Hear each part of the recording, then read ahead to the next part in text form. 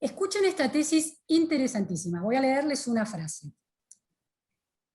El comercio contribuye a la formación de los estados, pero son estados más débiles que aquellos surgidos de las guerras. Esta tesis está incluida en un libro muy comentado y muy elogiado por los más destacados economistas en Estados Unidos, algunos de ellos candidatos a premios Nobel. Esta cita pertenece al libro de un economista argentino, y podríamos traducir el título de ese libro de esta manera: Formación tardía del Estado, geografía política y fallas de capacidad en América Latina. El autor es Sebastián Mazuca, que está en Estados Unidos. Muchas gracias, Sebastián, por estar hoy en la repregunta. Encantado, al contrario, gracias a vos. Bueno, un libro interesantísimo, un trabajo interesantísimo, no tan conocido en la Argentina, por lo menos en la gran mesa de la opinión pública, así que un placer traerlo a la repregunta. Hay otro economista, un politólogo muy conocido, Ziblatt, que junto con Steven Levitsky publicó un libro de ¿Por qué mueren las democracias?, que también elogia muy significativamente el libro. Dice: el mejor libro que he leído sobre la construcción del Estado en una década. Esto lo dice Daniel Ziblatt, que es profesor en ciencia política en Harvard y autor de ese trabajo clave para la ciencia política en la región. ¿Qué tienen de particular las teorías de Sebastián Mazuca? Lo vamos a ver ahora. Sebastián tiene un currículum muy prolífico, es doctor en Ciencia Política y Gobierno por la Universidad de California, máster en Berkeley, máster en Economía por la misma universidad, politólogo por la Universidad de Buenos Aires, profesor de Ciencia Política en la Johns Hopkins University, también fue profesor de Harvard. Tiene otro libro interesantísimo, La trampa de la calidad institucional media, así como se habla de los países de ingresos medios, Sebastián Mazuca habla de los países de calidad institucional media. ¿Qué le pasa a la Argentina? ¿Qué le pasa a América Latina, que está estancada, no crece, no logra salir de crisis institucionales, políticas, económicas? ¿Dónde están las respuestas? Bueno, Sebastián Mazuca ha elaborado una teoría muy elogiada en Estados Unidos. Sebastián, en primer lugar, me gustaría entender cuál es la tesis, cómo se explica esta afirmación tan interesante y atractiva de que el comercio produce, o sea, contribuye a la formación de los estados, pero que esos estados son más débiles que los estados que se forman a partir de las guerras. Sí, bueno, hay que entender, digamos, la tesis tiene una especie de idea fuerte, que es cómo se forma un Estado, crea una herencia que dura mucho. Entonces, la manera y el contexto en el que se forma un Estado le crea como una especie de ADN a ese Estado, y ese ADN luego es difícil de revertir, lo que se llama un legado. Entonces, la tesis parte de esa noción de que cómo se crea un Estado, en qué momento, bajo qué condiciones, luego condiciona la capacidad de ese Estado por siglos. La clave, digamos, creo que esto es lo importante y en lo que, digamos, tengo menos dudas, es que es muy distinto formar un Estado, como se formó en Europa, que se formó bajo dos condiciones muy interesantes de contextos internacionales. Uno es una geopolítica, un contexto geopolítico que se puede llamar de anarquía, donde no había una superpotencia y todos peleaban por ser superpotencia. Prusia, que es, digamos, el precursor de Alemania, Francia, Inglaterra, España, y peleándose entre sí, preparándose para pelear. Suecia también fue un actor clave. Esto comienza en 1618, digamos, la guerra de los 30 años, la paz de Westfalia. Dura 200 años, son 200 años de guerra ininterrumpida. En esa preparación para la guerra se formaron estados muy musculosos, muy musculares, muy poderosos. Y además se formó en condiciones donde no había globalización. Era un sistema feudal. América Latina se forma, si lo pensás, en un contexto completamente diferente. Ya hay jerarquías, ya hay superpoderes. Claro. En el momento en que se independiza América Latina, Inglaterra es hegemónico y tiene todo un siglo que se llama la Pax Británica, precisamente porque es un mundo unipolar, en el fondo bastante vegetariano, porque es un superpoder que no hace mucho guerra, hace más comercio que guerra, y además de eso hay capitalismo global. Entonces es un contexto completamente diferente. Los incentivos para formar estados, en consecuencia, mientras en Inglaterra, en Europa, en la Europa occidental, son todos incentivos geopolíticos, y hay una especie de proceso de selección darwiniano, donde o creas un estado súper poderoso, súper capaz, o desapareces. Claro, la supervivencia del más apto, de alguna manera, llevado a la geopolítica. Claro, claro, exactamente. El contexto, el incentivo para formar estados en Europa era protegerse del vecino. En América Latina el contexto para formar estados es comercial. Es formar un estado que le permita funcionar al sector exportador. Y bueno, ahora, si se forma de esa manera, puede funcionar distinto. Tampoco tenía ninguna ambición geopolítica. Ninguna ambición geopolítica. Ningún país de América Latina tenía ambición geopolítica, con lo cual, ¿por qué? En parte porque estaba Inglaterra de refería ahí. Uno puede pensar en África, por ejemplo, que se forma un siglo después. En África, la ONU te da un carnet de que sos un Estado y ya sos un Estado, aunque seas un Estado raquítico. Entonces, a medida que va avanzando el tiempo, el contexto geopolítico para formar Estados se atenúa esos incentivos para formar Estados musculares. Si a la atenuación de los incentivos geopolíticos le agregás el aumento de los incentivos comerciales, los estados que se van formando generación tras generación son muy diferentes de los estados pioneros. Por eso los tardíos son diferentes de los pioneros. A los tardíos son, por ejemplo, Argentina. ¿Cómo? Perdón. Luego ese estado que forman con sus capacidades son muy difíciles de modificar. Bien, ahora vamos a ir a eso. Me interesa entender esta cuestión. Cuando hablas de estados tardíos, estás hablando de los estados de América Latina, por ejemplo Argentina, por ejemplo Brasil. En el caso de Argentina, el siglo XIX y la República Oligárquica, la generación del 80, siempre se plantea como ejemplo de un momento muy clave en la formación del Estado, con instituciones que se vuelven cada vez más sólidas: el sistema educativo, el sistema de comercio, el sistema, la matriz productiva exportadora. Sin embargo, eso no alcanza, de acuerdo con tu tesis, porque le falta el músculo de la guerra, en ese caso, para aprovechar toda la solidez que puede venir de la múltiple superposición de incentivos en un Estado, como si pasó en Europa. ¿Está bien entendido de esa manera? Está bien, está muy bien. O sea, si un colega mío lo entendiera de esa manera, acá yo ya me quedaría contento. Pero quiero ser más claro, porque lo querés bajar al contexto argentino y se puede ser mucho más específico. Claro, porque la pregunta entonces es... Vos me decís, sí. La lección que siempre se instala es que ese Estado tenía todo para brillar y de alguna manera el derrotero de éxito de la Argentina fracasa ya entrado el siglo XX, no en esa etapa fundacional del Estado. Bueno, la idea es que tenía un defecto de nacimiento, la Argentina. Tenía un defecto de nacimiento que hay que verlo en dos dimensiones. Atenti con esto, porque son dos dimensiones, no es una sola. Cuando un Estado se forma, que en realidad es cuando se forma un país, forma un territorio y una administración. El Estado, en la definición técnica, es el monopolio de la violencia sobre un territorio, que es lo mismo que un país. Un país no existe sin eso. Entonces hay dos dimensiones: la dimensión de qué territorio se forma y la dimensión de qué administración tiene ese territorio. Sí, la época dorada de la Argentina tenía un territorio y una administración sumamente defectuosa que luego le cobra factura.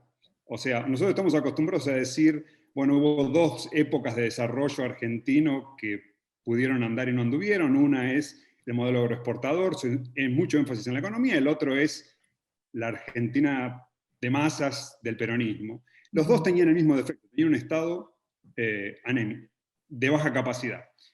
Claro, se piensa que el Estado de Roca era un Estado superpoderoso y que estaba creando ferrocarriles, telégrafos, comunicaciones, puertos y educación. Claro. Todo eso es cierto. Todo eso es cierto.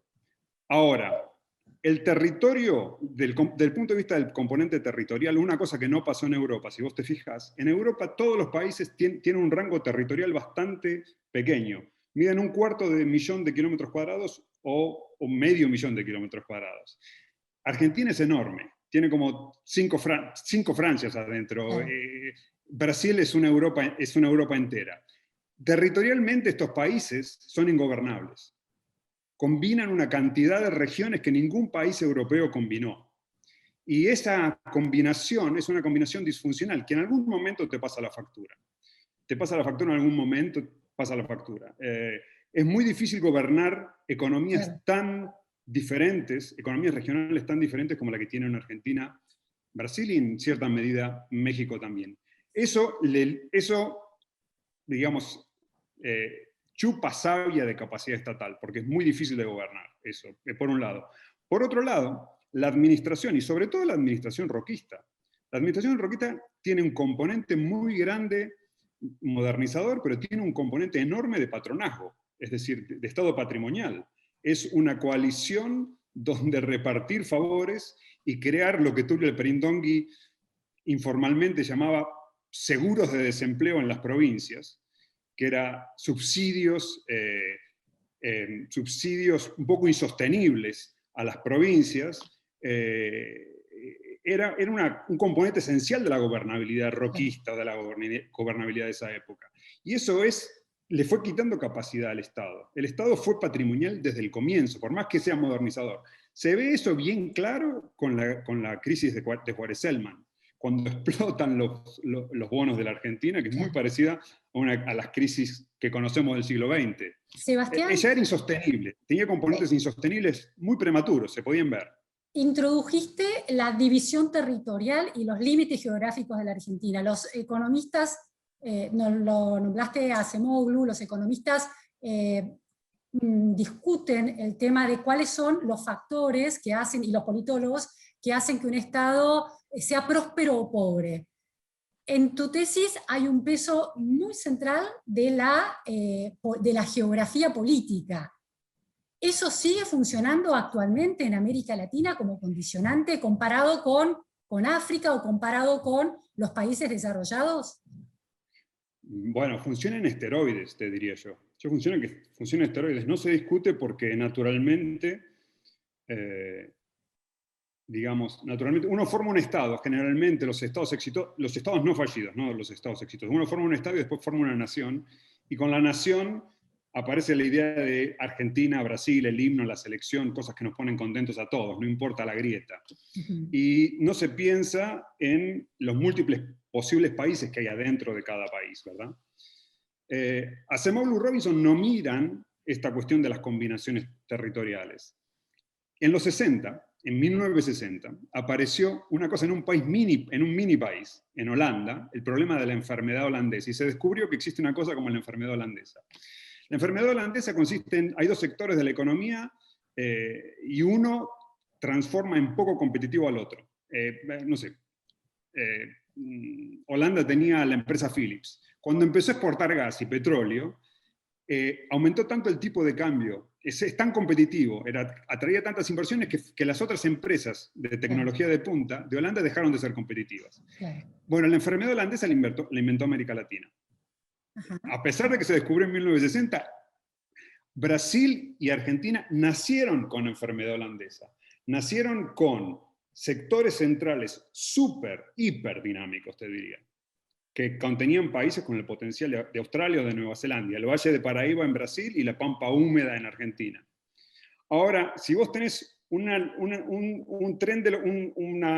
máquina de tren, una locomotora de tren con esa capacidad, el tipo de cambio, digamos, el tipo de economía que le cae bien a esa región es probablemente una macroeconomía que arruina al resto.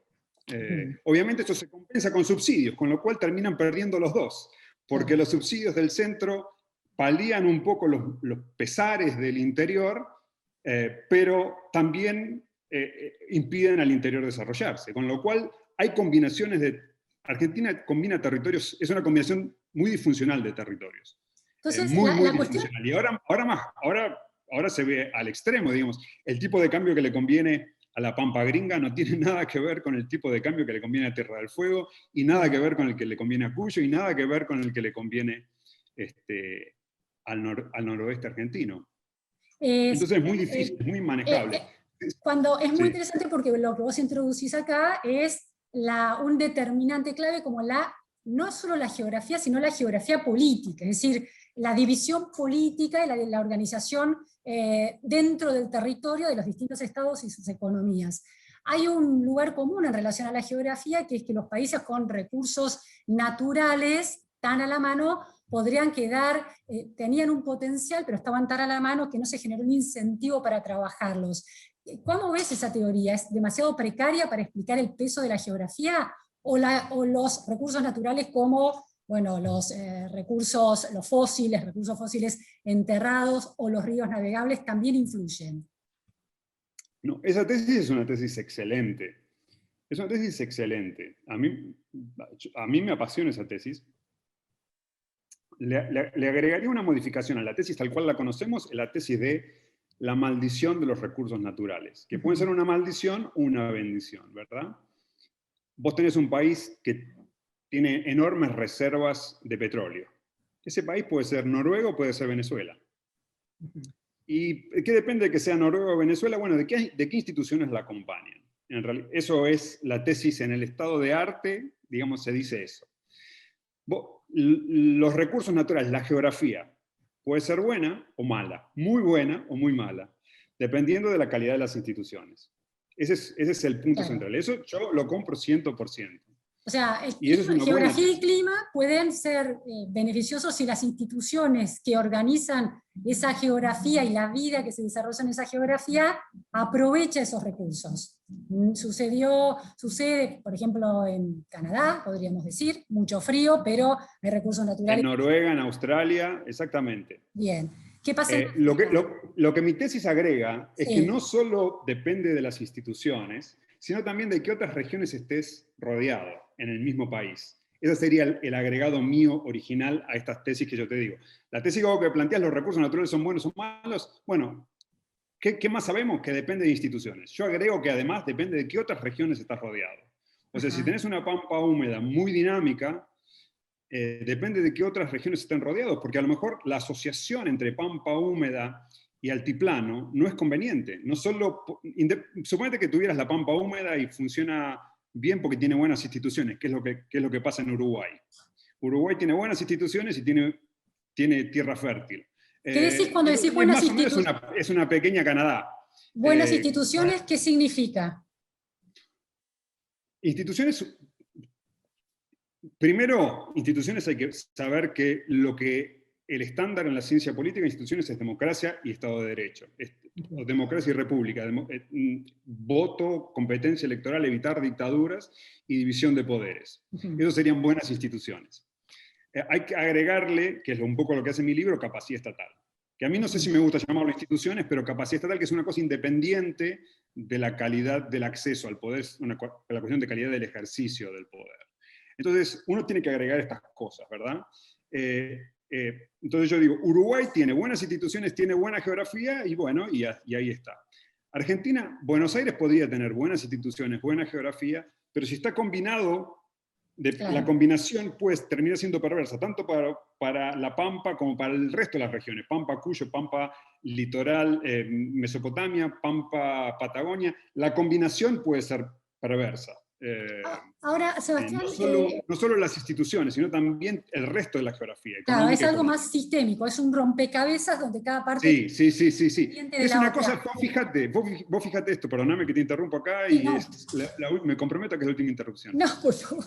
El proceso de selección darwiniano en Europa no permitió combinaciones estrafalarias de regiones. Las regiones tenían que ser... La combinación tenía que ser sustentable. Claro. Porque si no, la economía no era sustentable, y si la economía no era sustentable no podías pelear guerras. Entonces, armó combinaciones muy homogéneas. América Latina, con esta libertad geopolítica que tuvo, armó combinaciones muy estrafalarias. Podés tener El Salvador, que es un mini país que desaparecería en Europa, se lo deglutirían en 2 minutos, o podés tener gigantes, más grandes que Europa, como Brasil. Y son países que si no tenés un Estado fuerte, no se pueden gobernar. Sebastián, ¿cómo es la determinación de esa geografía política, de esas instituciones en ese clima y en esa geografía natural, sobre las capacidades del Estado? Claro, la interacción entre una geografía que plantea muchos desafíos y el Estado, y la capacidad del Estado. ¿Esa es la pregunta? ¿Si entendí bien? Sí, sí, sí. La geografía en los dos sentidos, política, en la división que la política ejerce, Sí. y en los agrupamientos que la política ejerce, y por otro lado, los potenciales naturales que tiene esa geografía y ese clima. Claro, bueno, ahí está un poco el dilema. El dilema de la Argentina, o de América Latina, pero Argentina, que es uno de los países que por recursos naturales en el largo plazo es el que mejor parado estaba para ser un Uruguay ampliado, una Australia. No conviene decir Argentina podría ser Sí, Australia, sí. Argentina podría haber sido Argentina, pero como dicen algunos economistas argentinos, que creo que tienen razón. Punto de partida, es una geografía muy compleja de gobernar. Es muy, muy compleja. Por eso tenés fenómenos Sí. como Children's o autoritarismos subnacionales. Es muy compleja de gobernar, ciertas institucionalidades perversas tienen que formar parte de coaliciones nacionales, son como inevitables. O sea, hay Pero que es ser compleja de realista. gobernar por esa extensión y que cada una tiene su matriz política y económica, o porque la capacidad del aparato estatal y de la burocracia estatal fue determinada por esa manera de organizarse. Bueno, estás dando en el clavo, porque la idea es la siguiente. El territorio es un territorio difícil de gobernar y el Estado que se formó no geopolíticamente, sino se formó comercialmente, tiene poca capacidad de dar respuesta. El desafío es muy grande y la capacidad de respuesta es muy baja. Con lo cual, en el tiempo, esos dos problemas se van agravando. Los desafíos van aumentando y la capacidad va disminuyendo. De entrada, sos un Estado con poca capacidad porque no te formaste el calor de la guerra. Te forjaste de otra manera, sin esa musculatura propia de los países que se formaron bajo el fuego de la guerra. Nadie quiere guerra para que se formen los países, busquemos otra manera de que se formen países fuertes porque no vale la pena sacrificar 2 generaciones de soldados por tener un Estado fuerte. Pero tenemos el Estado que tenemos, la explicación es que Europa pagó un costo muy alto, que fueron 2 siglos de guerra, pero tiene estados fuertes, llegó a estados fuertes. Y esos estados Ahora, fuertes permiten dar soluciones Sebastián, a todos sus problemas. las campañas al desierto, porque mencionaste mucho el periodo de Roca, las campañas al desierto no pueden ser consideradas la guerra que libró un cierto Estado argentino contra los habitantes que preexistían en ese Estado, y que esa musculatura se pudo haber desarrollado, pero por un motivo no se desarrolló. Absolutamente, absolutamente. Esa fue una guerra que arrasó, pero digamos, no fue compitiendo Prusia contra Francia.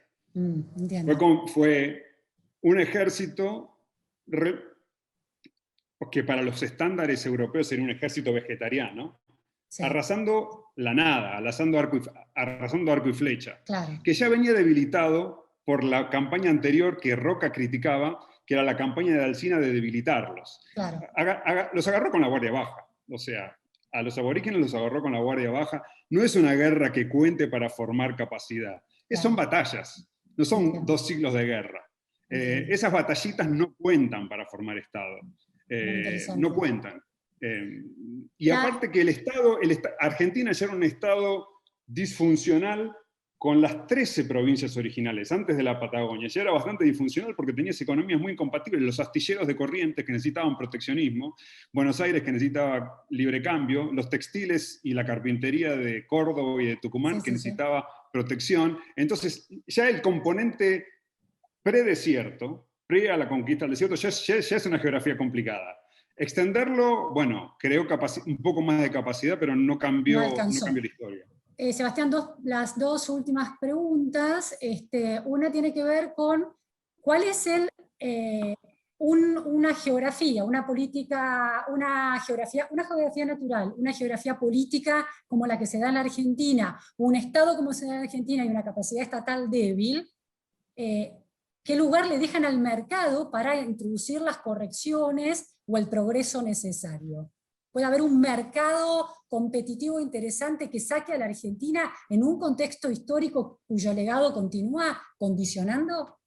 Bueno, Luciana, acá me das la oportunidad de quizás abrir, te lo voy a contestar rápido, pero sí, una distinción muy importante. Un mercado un mercado que produce Jeff Bezos y crea Pfizer y vacuna al mundo, vacuna al planeta, o que sale del planeta como hace Jeff Bezos, ese mercado, digamos que eso es mercado, no hay mercado sin Estado. Ese mercado necesita un Estado muy, muy, muy fuerte. O sea, no es una cuestión de que como no tenemos Estado vamos al mercado, no.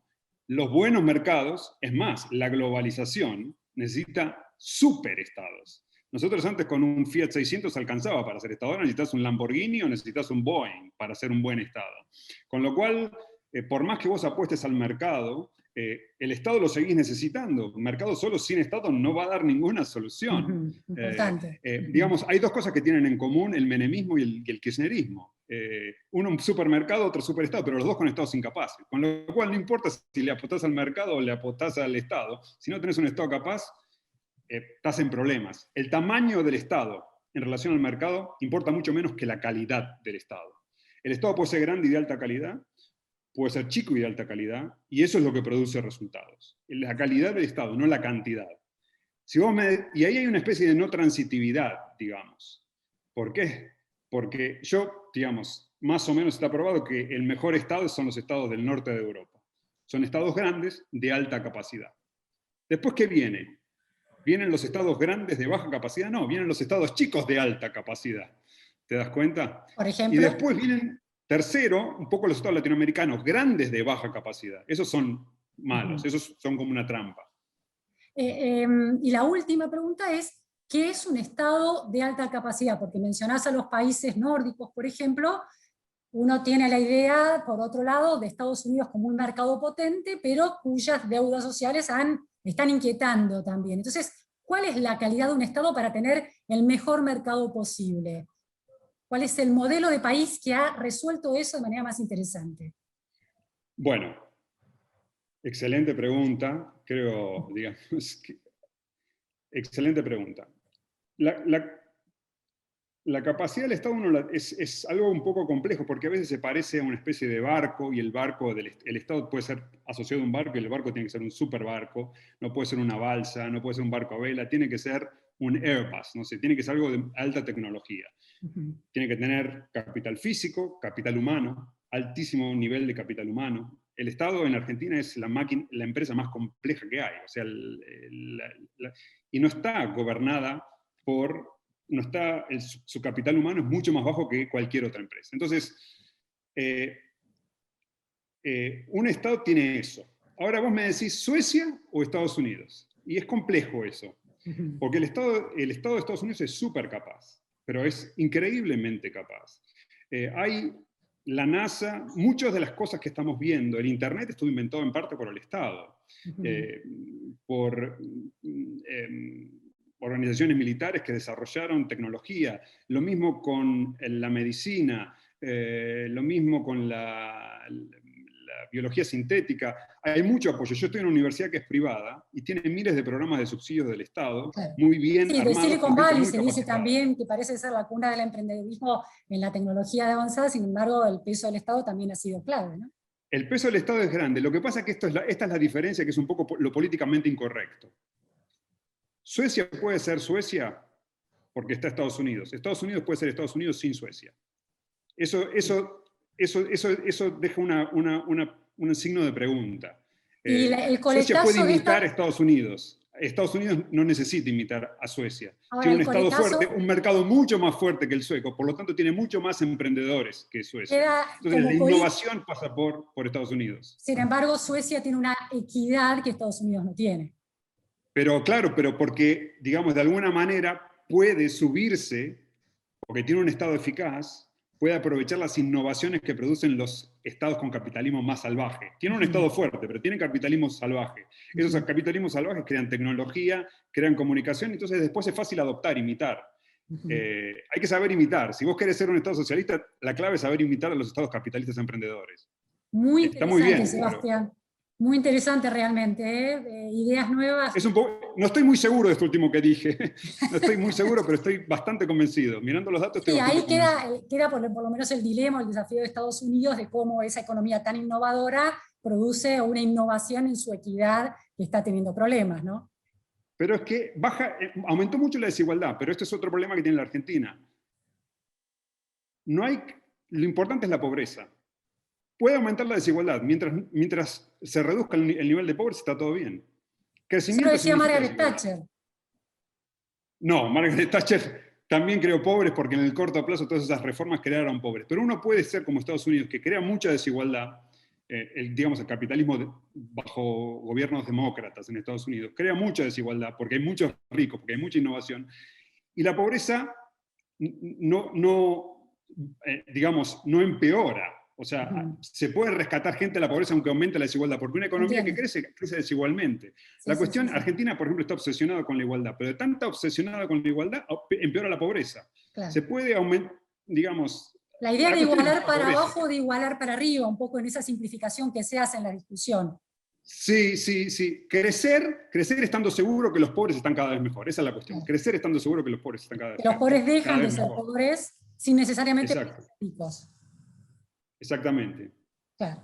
Bueno, Sebastián, realmente interesante, todas estas ideas, muchas de ellas muy nuevas, así que cuando el libro salga en castellano, va a ser... Me parece que sale en chino antes. ¿Cómo? ¿En chino? Bueno. Me parece que sale en chino antes, en mandarín. Gracias, un placer. Al contrario, gracias a vos.